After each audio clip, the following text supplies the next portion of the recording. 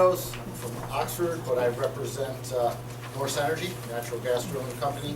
I have a letter that I'm going to be reading. It's from one of our corporate counsel, Ryan Holbrook, directed to the board. Copies at conclusion. It's dated today. Dear Village of Oxford board members, it's my understanding that the Village of Oxford is considering passing a moratorium on all oil and gas drilling as well as any related support activities.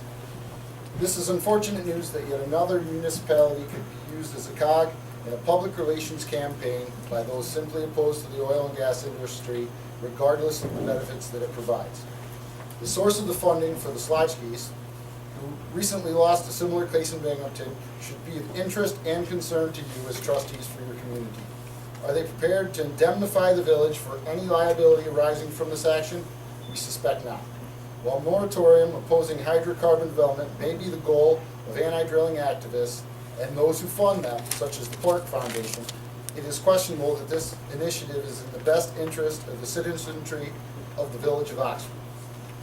New York State Supreme Court Justice Leibus, in declaring the City of Binghamton's moratorium to be unlawful, laid out the requirements which had not been met, stating, the city cannot just invoke police power solely as a means to satisfy certain segments of the community.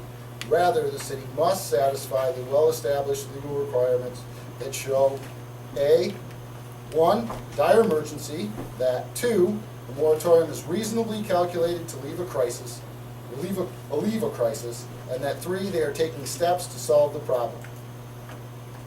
Given that the New York State Department of Conservation is under an executive order not to issue any permits for the drilling techniques over which the city expressed concerns until the supplemental generic environmental impact statement is finalized by the DEC, Justice Leibus determined that a dire emergency did not exist. He also did not believe that the city had met either of the second or third criteria, as the city expressed no path for solving the problems or intent to conduct their own study, nor did he see how the moratorium was reasonably calculated to alleviate the city's alleged issues with these activities. In closing, Justice Leibus stated that there is no other conclusion the court can reach.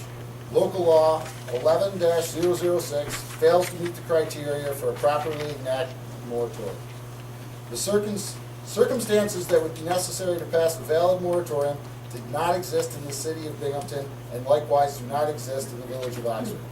Clearly, you should not be exposing the village and its already burdened taxpayers to the potential liability for those injured by this action by the proceedings, regardless of the precedent set by the recent Binghamton decision.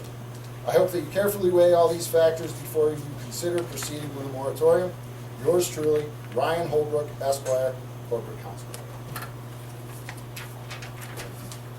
Would you each like a copy or just one? Just Yeah, yeah.